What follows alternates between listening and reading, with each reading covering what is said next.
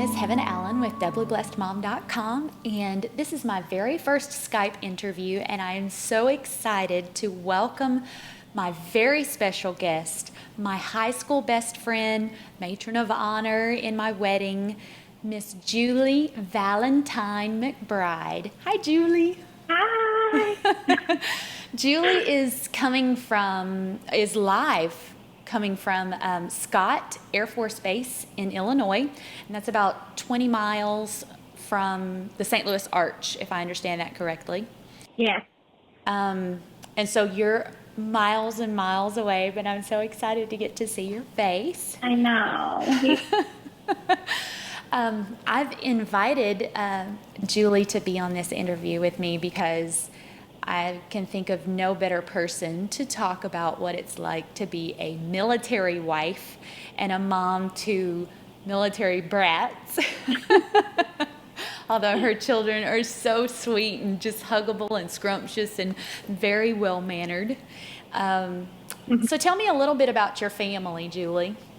Okay, so we have 3 kiddos who are somewhat spread apart thanks to deployments, but that's okay. So Parker, he's almost 12. Paxton, who is 6, 6.5, going on 20.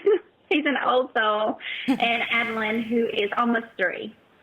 Oh, wow. So you're saying because Mike was deployed? That was a big reason that they're so spread out. We were married almost 5 years before Parker came along, so we got a little bit of a late start. But and then he was deployed when Parker was 2. So about the time I was sort of ready for another one, felt up to it, the challenge, he left for the first time. So and then after he got home, I think it took us about a year before Paxton came along, before I got pregnant with him. Our very first duty station was actually Fort Polk in Louisiana, of course, and it was close to home. We lived in DeQuincy because he commuted, and I was still going to McNeese State University at the time. And then after that, we had another move. He did officer advanced course, I believe it was, after that. When Parker was 4 months old, we moved to Fort Hood. We actually lived in Round Rock, Texas, which is near Austin, because I was wanting to pursue a graduate degree, and I was in high hopes that I would get into the program there in San Marcos, Texas. Yeah. So when Parker was a baby, we moved there. He was 4 months old, so we moved to Round Rock. And I waited a little while because I didn't want to start the program when he was an infant. But I applied, found out that I got in, and so I commuted almost an hour, or right at an hour, when I got in to San Marcos every day, and then Mike commuted to Fort Hood about an hour. So Round Rock was right in the middle, in between the two. Now, I seem to remember Mike being deployed during that time while you were either doing clinicals or still finishing up your education there. Yeah, during once I got in school, I had completed the summer semester and the fall semester, and we found out he was leaving in the fall for his first deployment to Iraq, and he left in January. And I was still in school. I still had a year and a half to go. But thank God my mother, who works for the school board system, was able to take some time off, and she came and lived with me for a good 6 months there, I believe it was. And without that, honestly, I probably would have had to drop out. It was a very tough program. Any kind of graduate, program usually is. Parker was 2. I just didn't want to leave him when he was so young, with anybody. He wasn't used to being, at daycare or anything. I'd been home with him, and so that was really tough. So she came and lived with me, actually all the way through the next summer, because she's obviously off in the summer since she works for the school board, and she was there from January until August. So it was great. It was a huge help. Did you have any anxiety or fears that you had to deal with Parker in particular? Because him being your first child, you're always more nervous with your first child about things happening. And what if something happens to Mike over where was he stationed at that time? He was in Iraq, and yes, I did. Everybody, deals with deployments and everything differently, and I understand that. I right away didn't want to expose. He was so young, and I didn't want him to be exposed to a lot of the news or anything like that. And I was so busy myself at the time, I barely had time to turn on the news. But I made sure, that he wasn't. And I thought about things that I never thought that I would have to think about. I mean, Mike made him a video, before he left, sort of saying goodbye, in case something happened. We still have the video, VHS tape, somewhere. I've never watched it. I really don't want to, but we do have it somewhere. And actually, he's done that every time, all 3 deployments. The first deployment, we had Parker. The second deployment, we had Parker and Paxton. And then the third deployment, we had Parker, Paxton, and Addie. So they've each been through, Parker's been through 3 and so on. But I also was very adamant with Mike about keeping a journal. I tried to, but I was in graduate school, overwhelmed, and I did some. But he pretty much every day wrote in a journal, and specifically to Parker, about what was going on, because the history, I realized right away, all the history, how amazing that would be for him to have that. So we still have that. And I was also very adamant, even though he was so young, about not counting down days to when Daddy was coming home. A lot of people love to do that, and it's a positive thing. It can be. Sure. But I just, I just had a fear, really, that, if something happened, that would not be good if we're counting down, and how do you explain when you have to stop, So, and a lot of the things we chose to do with him, we did the same with Paxton and Addie through the second and third deployment. So since they were very young, how did you establish that Dad was more than just a picture on the wall? How did you, get them to communicate with Dad and start forming a bond there? Yeah, well, with Parker, we didn't have Skype like we do now. I mean, it was totally different, the first deployment and between the first and the last deployment. I mean, daylight and dark. I would send Mike photo books. I mean, I took tons of pictures of Parker and would send him, to Mike. But with Parker, he also made a video that said, "Good morning, this is Daddy." Every day he watched it. So it wasn't just a sad video in case something happened. We had a happy video too. And the video was about 30 minutes long, and he watched it, pretty much every day, over and over. Some days more than others. He just said, "Good morning, Parker. This is Daddy." And I don't remember, we have this somewhere too, this video. But he read several books, and then at the end, it was "Good night, Parker." He might have said his bedtime prayers. I don't even remember what all was on the video, but he watched it just about every day, and that was really a way for him to know who Mike was and to know his face, because we didn't have Skype then. We had Mike called about once a week on the phone, and that was very difficult to get a 2-year-old to try to, talk to him on the phone. Sure. And he emailed me every day. But that video was really how I got, kept the connection between the two of them. And when Mike got home, he was at the airport very receptive. And, no, that wasn't the airport. That was Fort Hood. We've had so many deployments, I get confused. But, when he got home, Parker was not scared of him. It was, they had a bond. With the very last deployment, Addie was 2 months old, and I had resisted getting a smartphone because I'm hard-headed, and I didn't think I needed one. But we got iPhones right before or right after he left. I think I shipped his to him, and that way we could Skype, and I could be in the post office or at the grocery store. It was wonderful. It was like daylight and dark between, like I said, the first and the last deployment. And she was so little, but as she, started sitting up and could kind of jibber jabber, and right away, she knew who Mike was. And when he got home, same thing with her. She wasn't scared of him. She kind of would, like, "That's you, Daddy?" Like, it was really amazing to her that she could actually touch him. but they had a connection because of the Skype. It was fantastic. He would read to her and sing. And so you have a physical therapy degree, and yes.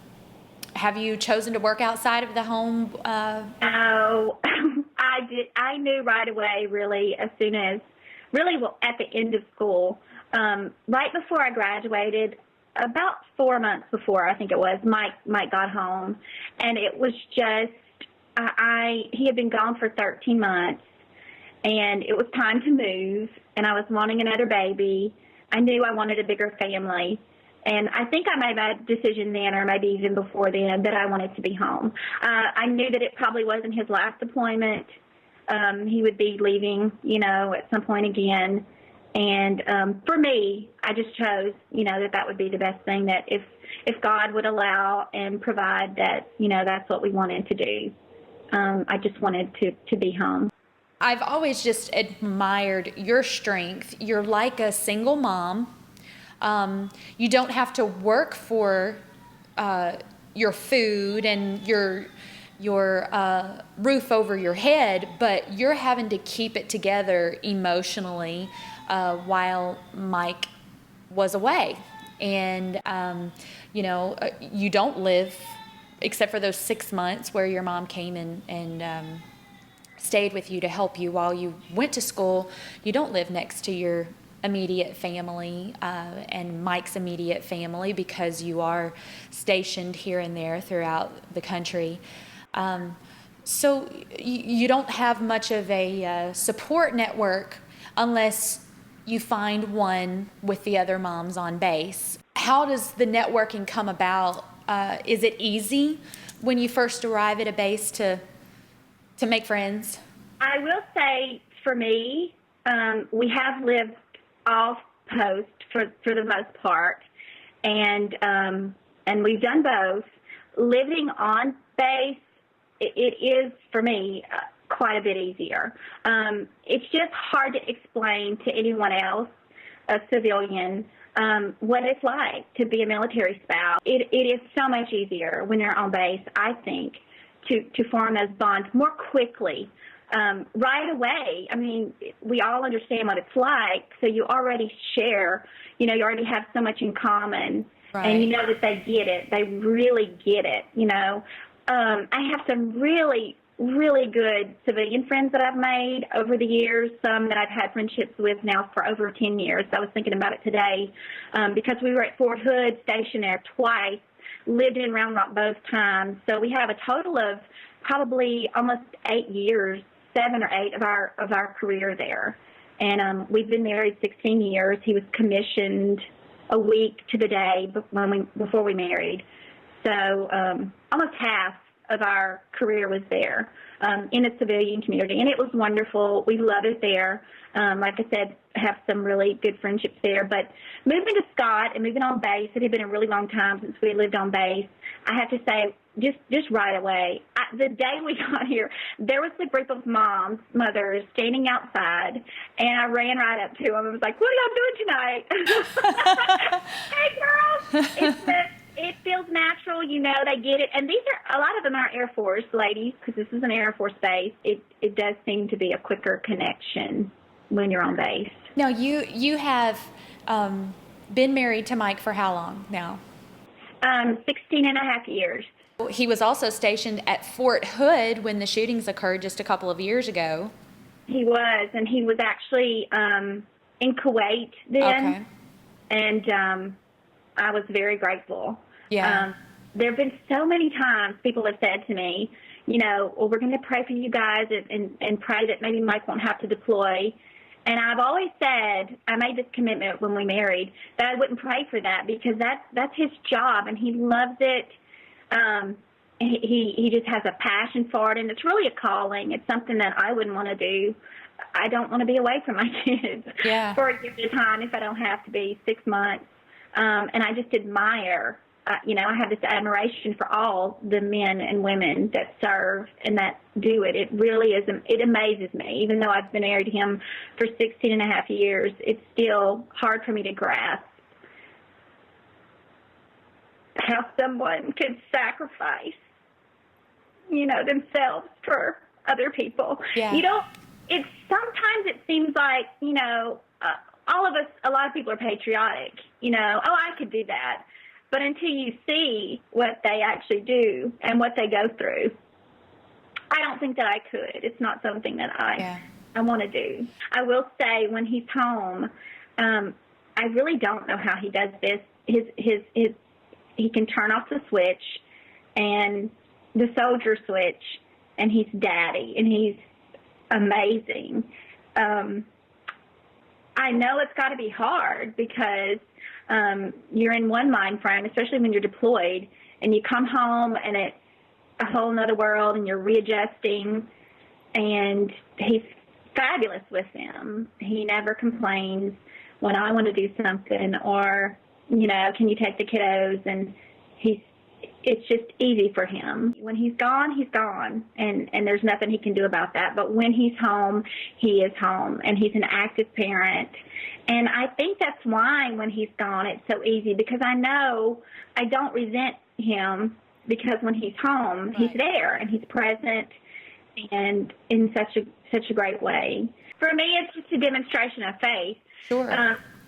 It's what, because you do think, how can these kids, move from base to base, post to post, year after year? How are they going to be normal? How are they going to adjust with their dad absent, Parker, for 3 years out of his life almost?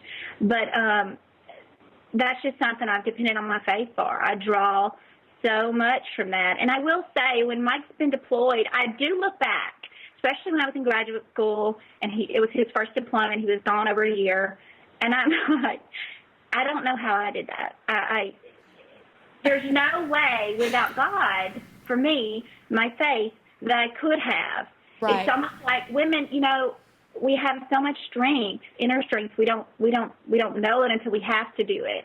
And I just felt like during that time, every morning when I woke up, God gave me the grace that I was going to need that day to deal with whatever was to come. Yeah. And I just took it day to day. But I do look back when he was gone and say, how did I do that? I don't ever want to do that again, But I know that if I had to, he's going to be there like he always was and always has been. I know that, That's amazing to me. You make a point there that that your faith brings you through, and you look back and you say, I would never want to have to do that again. I have similar instances in my life, even on bed rest with my twins, that I look back now and wonder how I did it with a smile on my face. Because if you would have asked me in the moment, yes, it was hard. It wasn't easy one bit.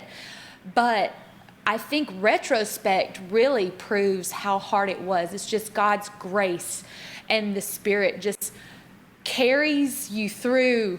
Yeah. It's amazing. At the time, you don't realize how hard it is, how really hard it is. Staying up every night till 1 or 2, sometimes 3 in the morning, studying, getting up at 5, 6 o'clock. It's kind of all a fog. I'm glad I did keep a little bit of a journal. And even this last deployment, Addie was 2 months old when Mike left. And I remember being like, bye, honey, we're good. I got this. Usually that evening or the next day, it's a cry day, like breakdown, sob, just sob. I always gave myself a day to just be like, why me? But then pull up your big strap, suck it up. God's going to provide, and it's going to be okay. I seem to remember you finding out that Mike was going to be somewhere in the States. Now, he was on deployment, but for some reason, training or something. And so tell me a little bit about that. You made a rendezvous happen. No, I love this story. He was in Kuwait. And I believe his second deployment, I think he was in Iraq part of the time, and then in Kuwait the very end of it, because that's when we were pulling out of Iraq. And he called me, and I had trained really hard for a half marathon that I was to run this particular weekend. And I had trained for the full thing. I had run 10 miles. Oh, my Lord. I was ready for the race. And he called and said, "Hi, babe. I have a surprise." And I said, "Oh, good. What is it?" And he said, "I'm coming in the States." And I said, "Oh, I'm so excited. When?" And it was that weekend. Oh. I don't remember the exact date. I believe it was in November. It was fall. And he said, "I can't come home. I won't be in Texas.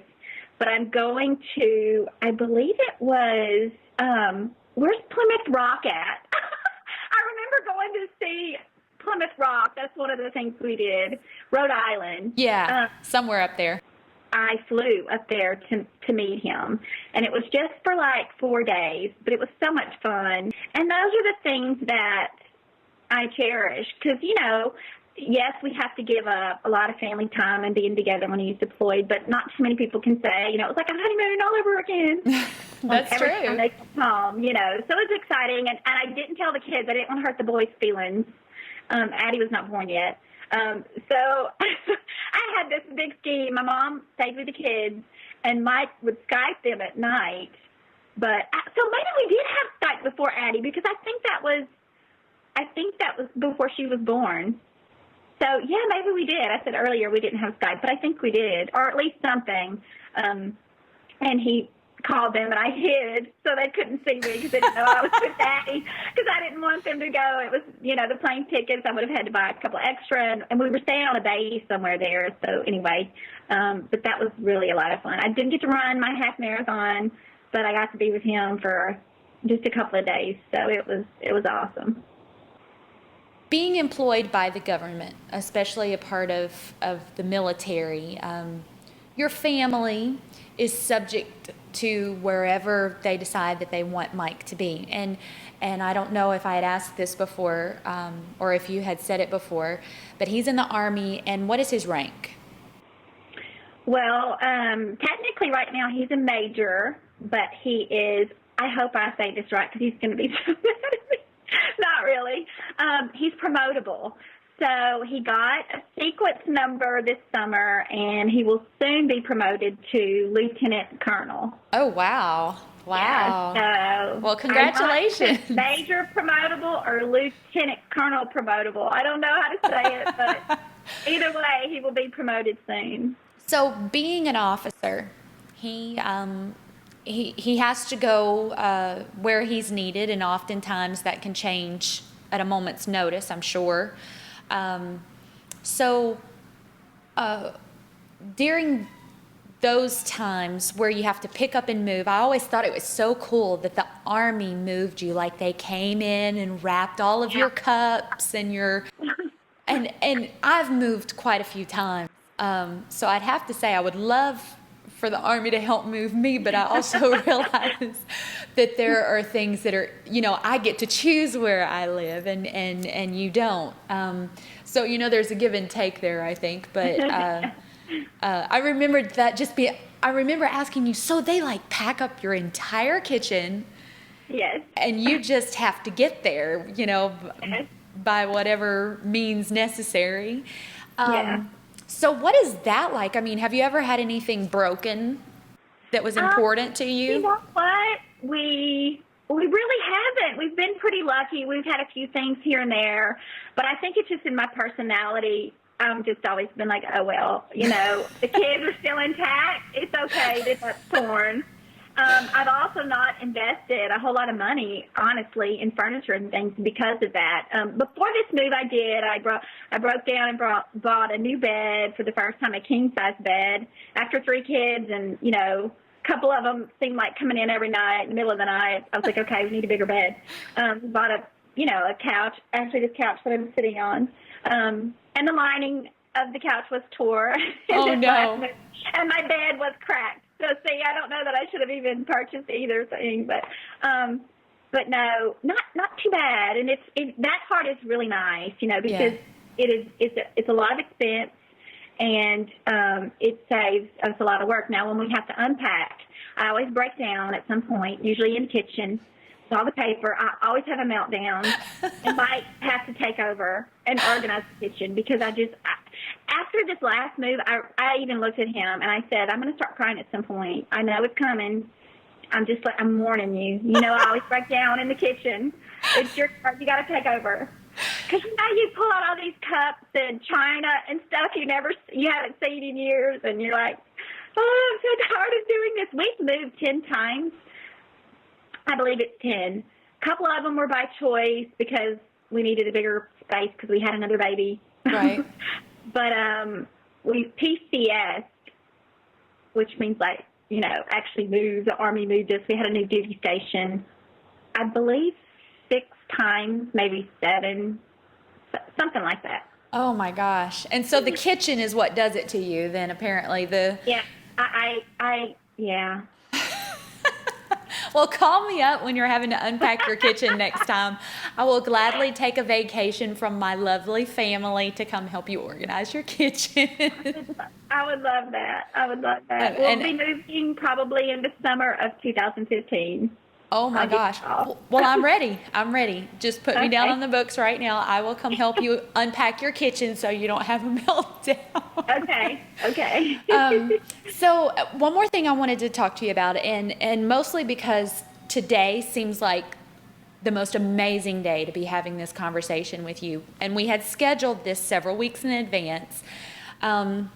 Today is October 1st, and today is the first official day of the government shutdown.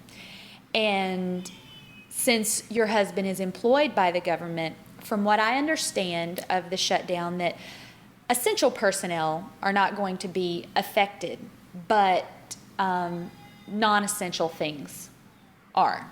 So tell me a little bit about how that's affecting your family, and, you know, how is today different than yesterday for you and your family? I went to the commissary today, and for those of you that don't know what that is, that's a grocery store. Like Piggly Wiggly, Market Basket, you know. Okay. So I went to the commissary because I'd heard that they were going to close after today for an indefinite period, and that you better go get, you know, some groceries.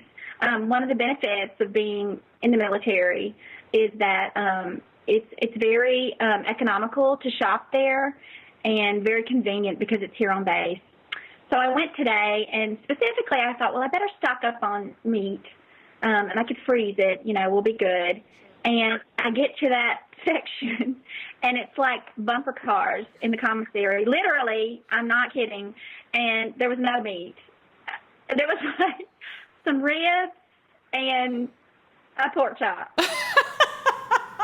And some, I think some chicken, but it was chaos. So it was like Black Friday at the base commissary today. Yes, that's what it was like. And as I was standing there, though, everybody was just staring at the meat case, like meat was just going to appear. And thank God some of it did start. They were wheeling out parts of stuff they had in the back. So I was able to get some ground meat, some chicken. I think I got some pork chops, and I don't know what I got. Hopefully enough to last if this shutdown continues. But yes, there will be things that are affected, the commissary being one of them. And other than that, I don't know one by one everything that's going to be affected. I know the civilian employees, I believe there's going to be up to 800,000 of them furloughed. Mike in particular, because he's active duty, will still be working, and as far as I know right now, he will receive a paycheck or at a minimum an IOU, which I don't know what that means. This is what I have to fall back to, like I said, on my face. I was standing in the commissary today, and I don't normally panic, and I felt this little bit of a sense of panic. People were kind of like running through the store like, oh, what are we going to do? And I just said, thank God, in my head, thank God that my provision does not come from the government. True. From you. I know it's going to be fine. And I just kind of took a deep breath. And the line to check out was in the frozen section, which is about 3 miles away from the cashier.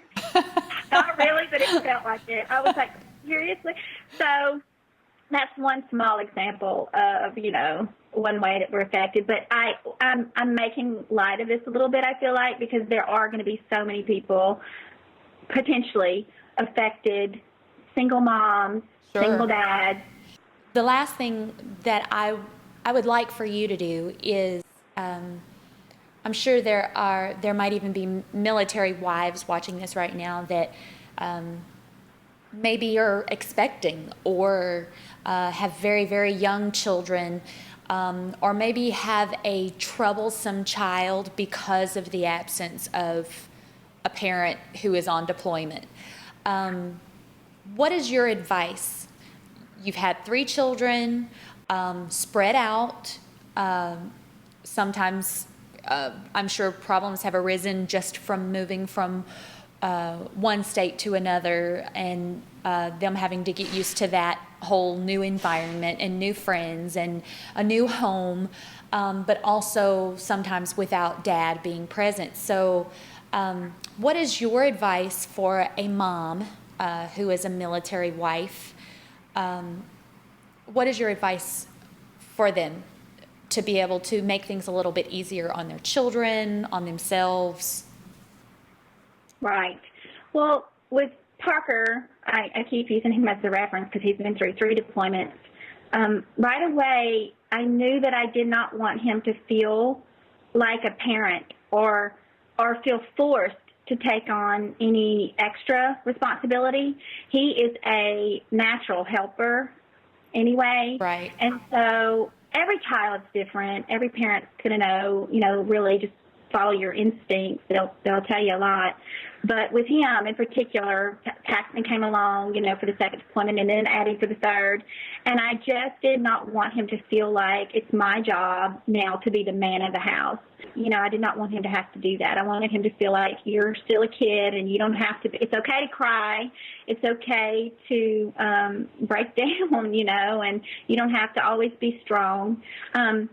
I did notice with the 2nd deployment, he would get angry and he would, and he didn't even know what was happening. He was with the 1st deployment. He was only 2. He would act out some, but just be patient with them. It's all a part of being military family, and it's just what they're gonna go through. And just more than anything, I just always try to reassure him. It's okay to be sad. It's okay to cry. It's okay to be upset. It's okay to be angry. But I also try to reassure him that, we're going to be okay no matter what happens, that God is in control. We put our faith in him and him alone. There's nothing else that, can give you a peace and an assurance that regardless of what happens, we're going to be okay as long as you put your faith in Jesus Christ. Everything's going to be okay. Right. I have friends who've lost their spouse, and I don't even feel like I can say, to them or give them any advice, that everything's going to be okay, and because I haven't been there, but I know that it is. As long as my faith's in him, whether I'm military, I'm not military, right, it's all going to be okay. I also want to bring back the point that you made, the fact that on the more practical side, even that Mike made a video for Parker, both a morbid video saying that, if something ever happens to me, I want you to know I love you, and whatever else he chose to put on that video. I think that is a wonderful thing to do when a father or a mother goes on deployment and knows she's not going to be able to see her children. And then also the happy video, that just the video for a child that's 2 years old, to be able to watch their dad and see them every day, and then him reading books to them. That in this day and age, and that was way back with Parker, like you said, that was on VHS. Yeah. In this day and age where anybody that has a smartphone can make a video, we really don't have any excuse when it comes to being able to leave a legacy for our kids to look back on. And I think it's even more important with parents that put their lives in danger, whether they be military, law enforcement, firefighters, those people that put their lives on the line. every day and risk not being able to come home to their children. So I love that. I love that idea, and I think the moms watching this would be wise to catch on. Leave something for your kids to be able. It's morbid. You don't have to watch it, but it's a wonderful thing, a comfort to a child that grows up and gets to hear their dad's last words to them or their mom's last words to them. And then, of course, the daily communication that you guys had with Skype, which is completely free, as long as there's an internet connection. And so I applaud you guys for making it work. You're just a wonderful family, a wonderful, godly Christian family, and I'm so proud of all 5 of you. I love all of you so stinking much. We love you too. And I always end my interviews with some silly questions to lighten the mood, and just like you say, to form some camaraderie with everybody that's watching. But what was your favorite pregnancy craving, or the most bizarre pregnancy craving with any of your kids? I don't remember any crazy cravings because with Parker, I puked for 5 months. I didn't want anything. My craving was, I don't want anything. But citrus, I craved citrus quite a bit, especially in the beginning. Acidic, citrusy things. What was your favorite book that you read to all 3 of your kids, or that you, just your favorite children's book? When they were little bitty, and I still have these because Addie still reads them, Sandra Boynton. Yes. Snuggle Puppy. That's probably the most fun because I like to sing, and you can kind of sing it. Her books rhyme. Yes, my girls, their favorite book, which they tore up, was Moo Ba La La La by Sandra Boynton. Yeah. They love that book. I've got to glue it back together before we can read it again, but she writes some great books. Is there anything that your mom did or said that just got on your nerves as a kid, but now you find yourself doing or saying that same thing? Oh, goodness. This is really hard for me because we are so opposite. I could not be more opposite of my mother. I took every gene, I believe, from my daddy. But I'm glad you asked this question because I know I pointed out earlier she lived with me, and I couldn't have survived without that. But really, every single move that she's always been here.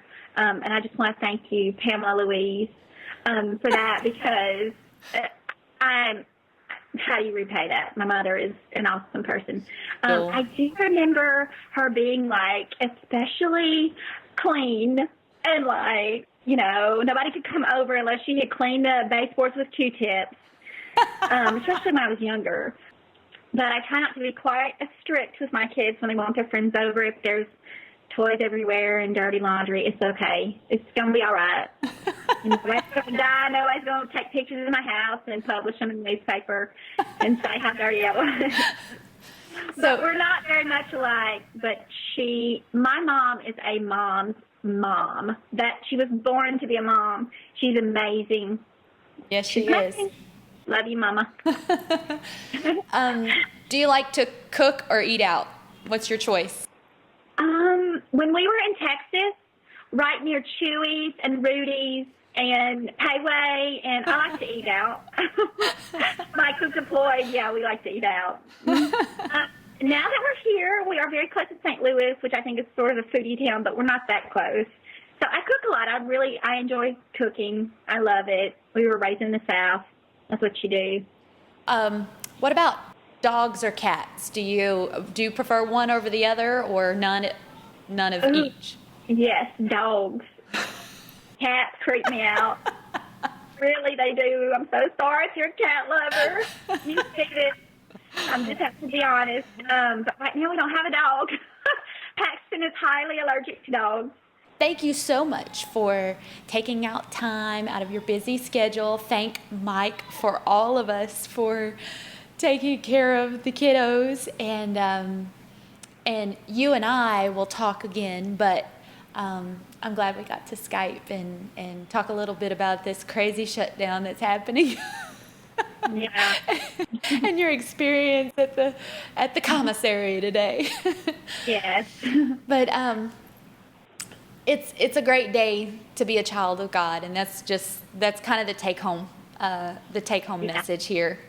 And whether you're dependent on the government for money, as far as an occupation, or if you're just taking it one day at a time, it really doesn't matter. If we depend on God, our families are going to be just fine, no matter what. So thank you so much. And thank you. remember, everybody, if we've mentioned any links or any references to books and so forth, I usually put those links down at the bottom of the page under the show notes. So you can just click right on those. And thank you so much for joining us. I'm Heaven Allen. I'm a doubly blessed mom. And Julie, are you a blessed mom too? Yes, I am a triply blessed. Yes, you are. Good job. Filled up and your cup is running over. Yes, it is. And I hope not a quadruply blessed mom. Never know. Not good. Oh, well, bye, everybody. And thank you for watching this episode. We'll see you later.